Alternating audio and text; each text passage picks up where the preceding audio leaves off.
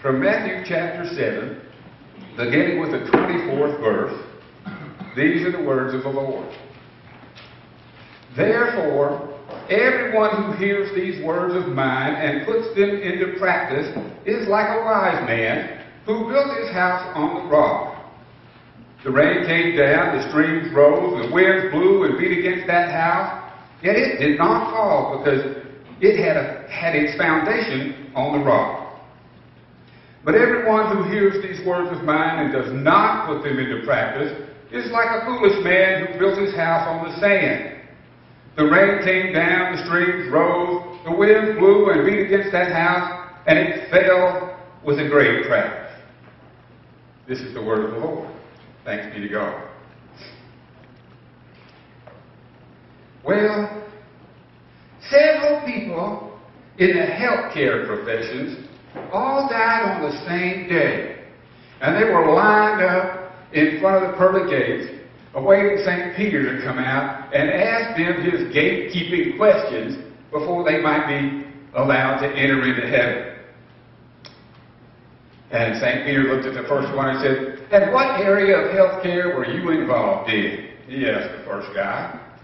"I worked in a community health care center in a poverty-stricken neighborhood, and, we serve poor people." "Excellent," St. Peter said. "How self-giving.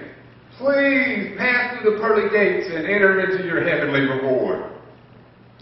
"How about you?" And the next one was a woman. He said, "How about you?" She said, "Well, I spent most of my life in nursing in a nursing home, taking care of older people and tending all their needs." St. Peter looked at her and said, "A noble calling indeed. Welcome to heaven and pass through the pearly gates." And the next one was another guy. St. Peter looked at him and said, "Well, how about you?"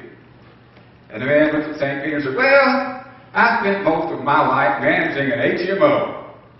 Peter said, "Oh, an HMO."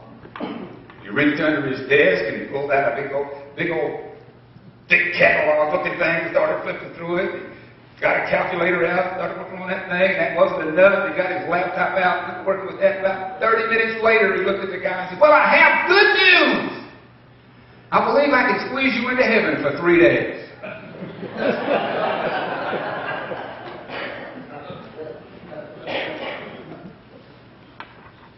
Jesus taught a lot of things in parables. And he even one time told his disciples that he taught in parables so that the people who were supposed to understand would understand, and that the people who were not supposed to understand would not understand. Well, that puzzled me for quite a while. It took me a long, long time, but I finally figured out what Jesus was telling his disciples so long ago. You see, in those days, Jesus was a traveling rabbi. And when a traveling rabbi came to town, it was the custom for everybody to go wherever he was teaching, to go and hear him teach and preach. Well, it's kind of like, how many of you remember, have been to a Billy Graham crusade? Bill Glass crusade, any of those things? Everybody in here probably been, some of you probably even been to old-fashioned tent revivals. I've only seen some of those. It was a lot hotter where I lived most of the time, I think. Anyway, when the rabbi came to town, it was kind of like those traveling evangelists that we remember. Everybody came out. When Jesus came to town, a lot of people came out for the entertainment. They didn't have TV, they didn't have radio, they didn't have movies, they didn't have the internet, they didn't even have video games. They didn't even have board games. So when a religious teacher came to town, he was a wonderful distraction from their poor, nasty, brutish, and short lives. Jesus knew that some people came for the fellowship. And the people that came for the fellowship, now some of you are going to get aggravated with me, but the people that came for the fellowship sat in the back, and they did more talking than they did listening. Some of you always sit in the back, so I don't think that's what you're doing. But anyway, some of the people came because that's how they were brought up. Whenever a rabbi came to town, you went. They weren't real sure why they did, but everybody else went, so they went too. Some of the people came out to hear what the rabbi had to say, and then would try to put that into practice in their lives. Those were the ones that Jesus was talking about the ones who were supposed to get it. If they were paying attention to the parable, they would get it. If they were there for any other reason and weren't particularly paying attention, they wouldn't get it. You know, and every time that Jesus sat down to teach, I wish I could get this deal just once. Every time that Jesus sat down to teach, the people all stood up. In those days, you would not sit in the presence of a preacher. Wouldn't that be nice? Maybe if you were me. But anyway, when Jesus sat down and the people stood up, there was every one of those kinds of people in the crowd every time. And I suspect that at most churches in America today, in the 11 o'clock hour when most of us meet, and in the 8:30, 9 o'clock hour when many of us meet, the same people are still there. All those kinds of people are in most churches this morning. And while Jesus may have known which one was which, the rest of us preachers and Sunday school teachers don't have a clue which one is which. But it is still the ones who came to pay attention and try to put the words of God through Scripture into work in your lives that we are talking to. Now, when Jesus started talking about building a house, it wasn't an academic discussion for him. He would have been a carpenter most of his life up until he went into ministry. His father was a carpenter, and in those days you passed your skills down, father to son and mother to daughter. That was what you did. What your daddy did, that's what you did. You didn't have much choice. So Jesus was a carpenter, very experienced. He would have built everything from stools to houses. So it wasn't an academic exercise when he's talking about building a house on a rock. Country where he lived, I don't know if most of you know, it doesn't rain much in Israel. It's a dry, dusty, rocky, often hilly place. And when it does rain there, it's a gully washing, flooding kind of rain. And things just get washed away if they're not in the right place. So the picture he painted with his words was clearly understandable to the people who were sitting there, or standing there, he was sitting there, the people who were standing there listening to him, if they were paying any attention. Jesus made this claim. He made the claim that his teaching was a strong foundation for living in the world. And it's no coincidence that these words that we just read are the very last words that Jesus spoke in the Sermon on the Mount. Matthew chapter 5, 6, and 7 contains the Sermon on the Mount.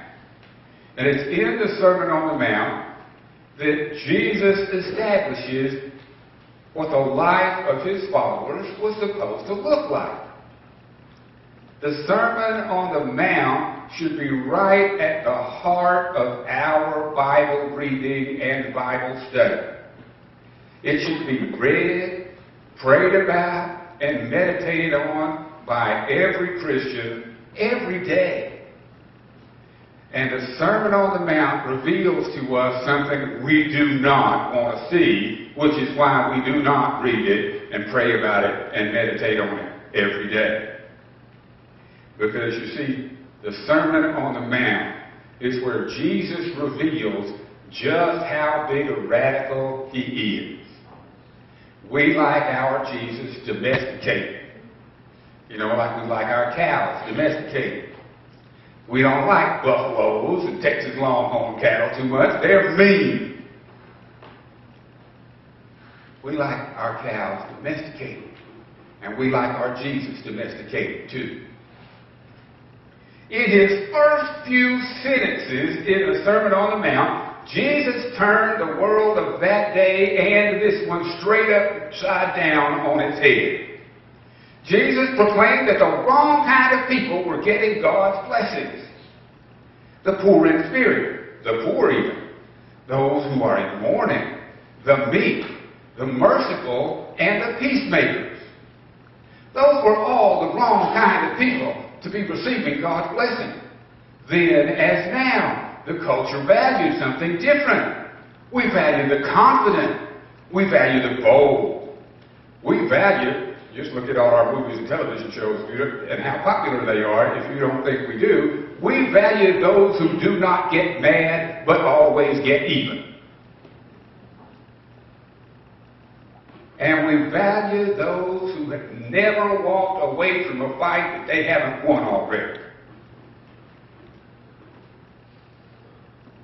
Jesus went on to say that our faith should change our lives exactly as much as salt changes the taste of food. How many of you are on a salt-free diet? I know some of you are. If you're on a salt-free diet, or if you've ever had to be on a salt-free diet, and you get your salt back, you know what I'm talking about. If they ever take your salt away from you, you'll know. Salt changes the flavor of everything for the better. And Jesus said that our faith should change our lives as much as salt changes the flavor of food. He also said that the practice of our faith should be like a light shining into our community, showing everybody around us exactly how they should live because we live that way. We don't talk about following Jesus and not. We do it. And people see it. We're not ashamed to be called followers of Jesus Christ because we are acting out his teachings every day, changing our community in the things we do and the things that we say. Maybe even harder. Jesus tells us to give whatever anybody asks for to them whenever they ask for it if we have it. He does not make any mention at all of what we give away coming from our excess. Right down to the clothes on our backs, he said if they ask you for it, you're supposed to give it to them. If you loan them something, don't expect them to pay you back. Whoever they are, if they ask for it, you give it to them if it absolutely bankrupts you. I don't like that one myself, but it's in the Bible. Not to mention the things we like least, not resisting evil people, and turning the other cheek. Like I said, in the Sermon on the Mount, Jesus paints out just how radical a preacher he is.